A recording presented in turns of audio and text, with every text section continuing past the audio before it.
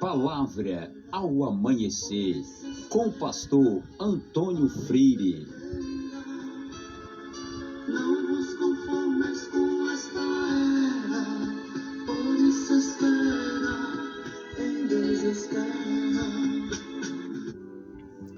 Meus queridos irmãos, a paz do Senhor, muito bom dia. Graças ao nosso Senhor porque estamos aqui, graças ao nosso Deus pela vida.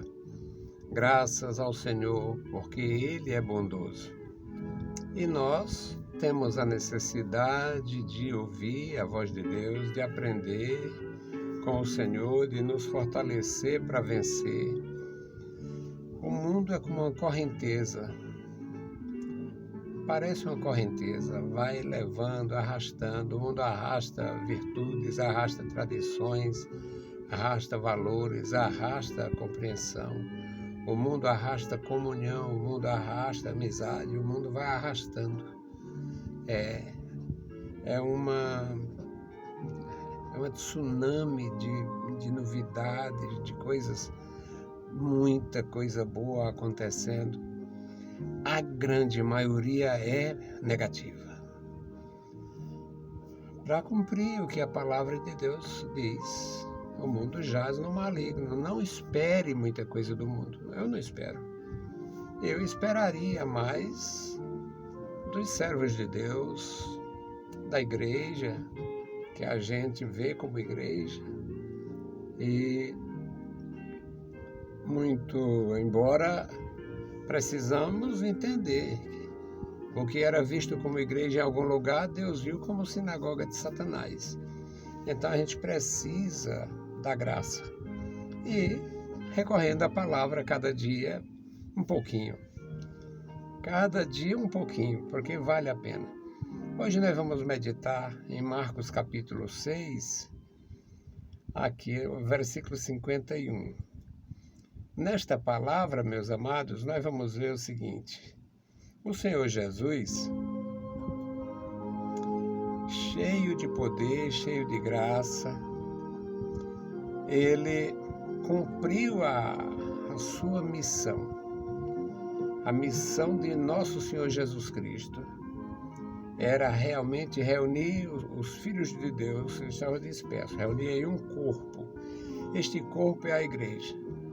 Agora, até acontecer este evento glorioso, via a redenção realizada por Jesus Cristo, ele passou por muitas experiências muito importantes com o povo, com o público, com seus discípulos, experiências terríveis com os demônios, com perturbação, o mau vizinho, os inimigos gratuitos. Então a nossa leitura é Marcos capítulo 6, versículos 51. Aqui é depois daquela tempestade, depois daquela experiência dos discípulos na tempestade, que eles ficaram com muito medo, que viram Jesus andando sobre as águas, nunca tinham visto isso, e ficaram assustados. Aí ele subiu para o barco, versículo 51 é aqui. E subiu para o barco para estar com eles, e o vento se aquietou. E entre si ficaram muito assombrados e maravilhados, pois não tinham compreendido o milagre dos pães. Antes o seu coração estava endurecido. E quando já estava do outro lado, dirigiram-se à terra de Genezaré e ali atracaram. E saindo eles do barco, logo o conheceram. E correndo toda a terra em redor, começaram a trazer em leitos, onde quer que sabiam que ele estava, os que estavam enfermos, onde quer que entrava, ou em cidade, ou em aldeias, ou em campo, apresentavam os enfermos nas praças e rogavam-lhe que os deixasse tocar, ao menos na orla de suas vestes. E todos os que lhe tocavam saravam. Louvado seja nosso Senhor para sempre. Hoje a gente escuta muita pregação bonita, as coisas muito bem feitas, e muitos falam do toque. Deixa Deus tocar em você, toca no Senhor pela fé, toca nas suas vestes. E é muito importante a gente ouvir a palavra de Deus. Só que aqui foi uma experiência vivenciada pelos discípulos. Eles tinham estado com Jesus. No dia anterior, eles viram um milagre grandioso que foi a multiplicação dos pães para aquela multidão faminta. Quando terminou aquela atividade e aquele milagre, com a orientação de juntar a parte sobejava, o que sobejava, tudo tem um sentido, tudo tem uma razão de ser nas coisas de Deus. Aí o Senhor Jesus mandou eles entrarem no barco e passar para o outro lado, enquanto despedia a multidão. Eles não podiam e não deviam questionar Jesus. Iam fazer o quê? Não, Senhor, e como é que tu vai? Não ia fazer isso. O Senhor mandou, eles foram.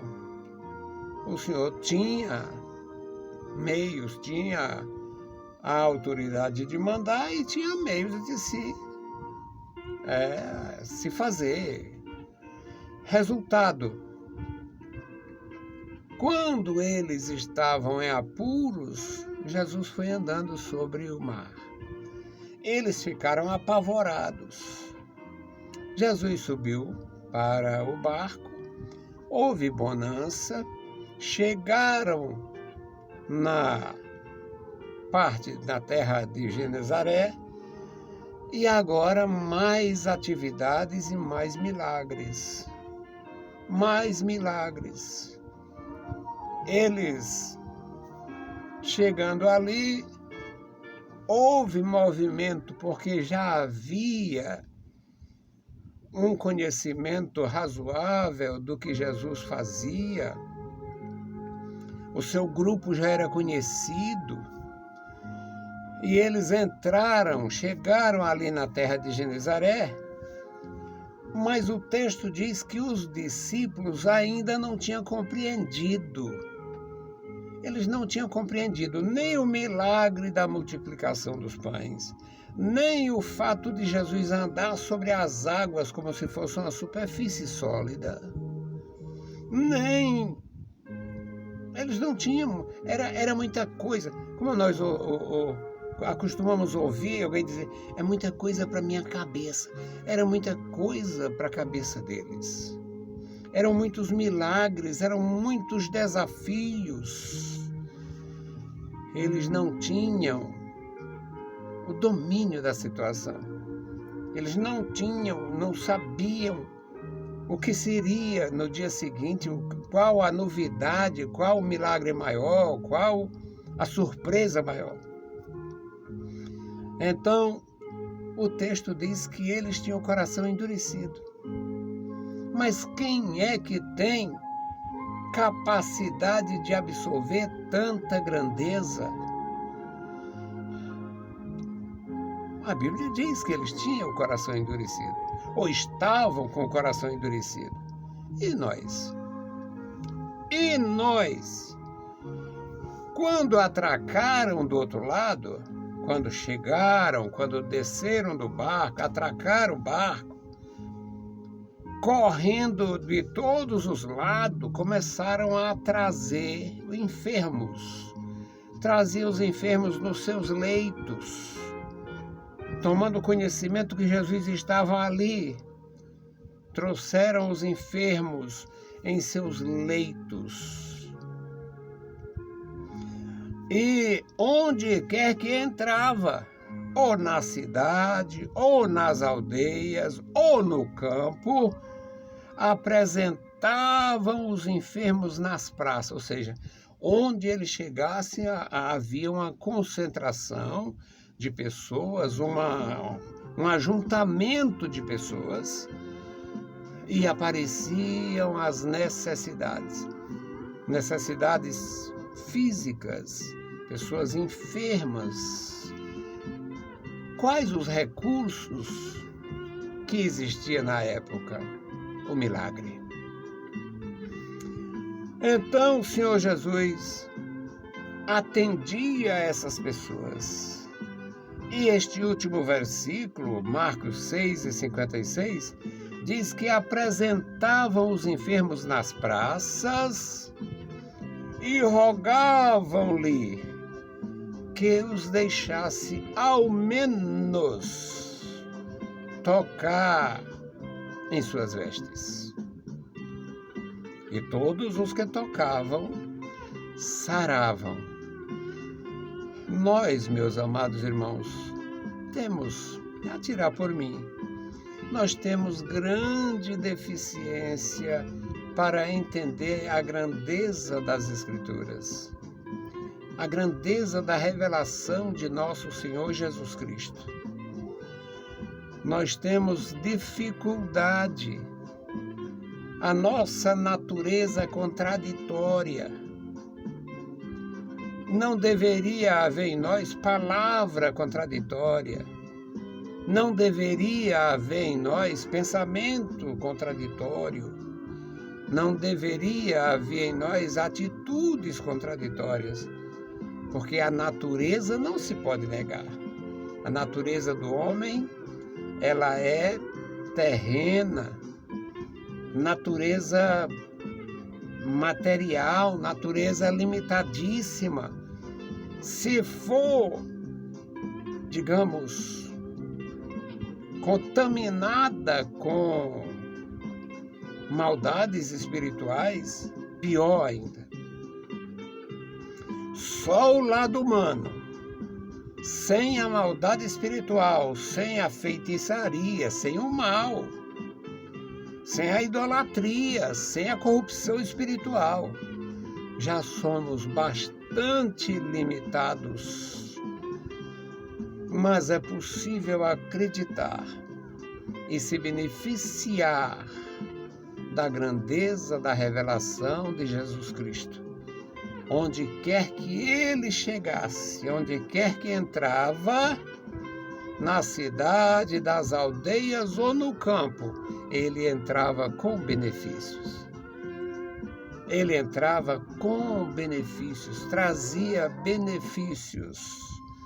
O benefício da presença de Jesus Cristo traz outros benefícios.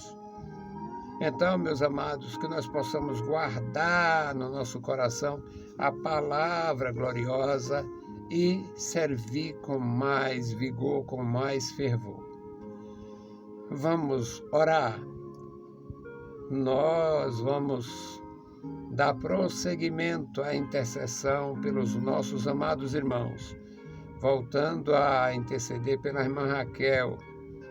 Não falei mais com ela, mas a irmã Raquel passou por um processo, a cirurgia, depois de quimioterapia, depois de os tratamentos mais pesados, aí veio a cirurgia.